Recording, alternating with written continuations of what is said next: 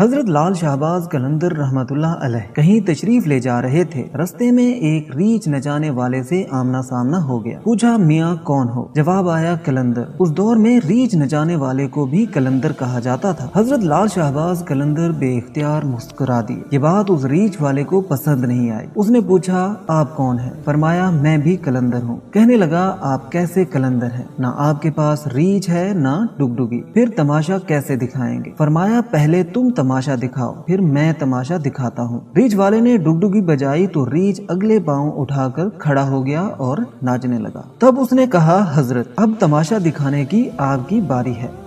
حضرت لال شہباز قلندر رحمت اللہ علیہ درخت کی دو ٹہنیوں پر کھڑے ہو گئے اور فرمایا نیچے سے گزر جاؤ، مگر یاد رکھو آگے ہی جانا، واپس مڑ کر کبھی مت آنا۔ جیسے ہی وہ نیچے سے گزرا ماحول ہی بدل گیا، نہ وہ سورج کی گرمی رہی نہ ہی کوئی گرد و غبار۔ جہاں تک نظر جائے خوبصورت پہاڑ اور سرسبز و شاداب وادیاں ہی نظر آئیں، نہ موسم گرم نہ ٹھنڈا۔ وہ ابھی اسی شش و پنج میں تھا ہی کہ اچانک دیکھتا ہے کہ سپاہیوں کا ایک عظیم لشکر گھوڑوں پر سوار تیزی سے اس کی طرف بڑھ رہا ہے۔ وہ گھبرا گیا اور سوچنے لگا آج تو جان گئی۔ پاس پہنچ کر لشکر کا سپہ سالار آگے بڑھا اور اس سے پہلے وہ کچھ کہتا سپہ سالار گھوڑے سے اترا، تعظیماً سر جھکایا اور بولا بادشاہ سلامت، آپ کہاں غائب ہو گئے تھے؟ آپ کی سلطنت آپ کا انتظار کر رہی ہے اور ملکہ عالیہ کا رو رو کے برا حال ہے۔ اب وہ حیران پریشان شاہی سواری پر سوار ہو کر لشکر کے ساتھ چل دیا۔ جب محل پہنچا تو عظیم الشان عمارت دیکھ کر حیران رہ گیا۔ وہ اندر داخل ہوا تو خوبصورت ملکہ گلا شکوہ کرتی لپٹ گئی اور شکوہ کے نہ ہوئی کہ آپ بنا بتائے کہاں چلے گئے تھے۔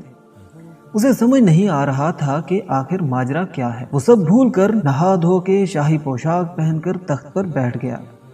پھر سالہ سال گزر گئے۔ اللہ تعالیٰ نے اسے اولاد سے نوازا، یہاں تک کہ اس کے بچے جوان ہو گئے۔ وقت کے ساتھ اس قلندر پہ بڑھاپا آ گیا، جسم سے جان، منہ سے ذائقہ چلا گیا۔ ایک دن اپنی سلطنت میں دربار کے کنارے بیٹھے، خیال آیا کہ آخر ہوا کیا تھا۔ اسی جستجو میں وہیں پہنچا جہاں پر حضرت سے ملاقات ہوئی تھی۔ دیکھا وہ درخت کی ٹہنیاں اب بھی موجود ہیں۔ کچھ سوچ کر انہی ٹہنیوں کے بیچ سے گزرا، تب ماحول ہی بدل گیا۔ وہی وقت وہی مقام، اس کا ریچھ بیٹھا ہے اور ڈگڈگی ساتھ پڑی ہے۔ وہی گرمی وہی گرد و غبار، ہر طرف تیز دھوپ۔ پیچھے دیکھا تو حضرت لال شہباز قلندر سرکار کھڑے ہیں۔ اس کی حالت غیر ہو گئی۔ بولا جناب میری سلطنت، میری ملکہ، میرے شہزادے سب کہاں ہیں؟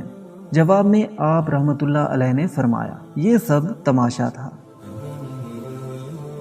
اللہ تعالیٰ اپنے محبوب اور برگزیدہ بندوں کو ایسے ایسے کمالات سے نوازتا ہے جن کا انسانی عقل احاطہ بھی نہیں کر سکتی۔ اللہ تعالیٰ سے دعا ہے کہ اللہ تعالیٰ ہمیں اپنے بزرگان دین کی عزت و تکریم کرنے اور ان کے نقش قدم پر چلنے کی توفیق عطا فرمائے۔ اگر آپ کو یہ ویڈیو پسند آئی ہے تو ویڈیو کو لائک کر دیں اور چینل کو سبسکرائب کر دیں۔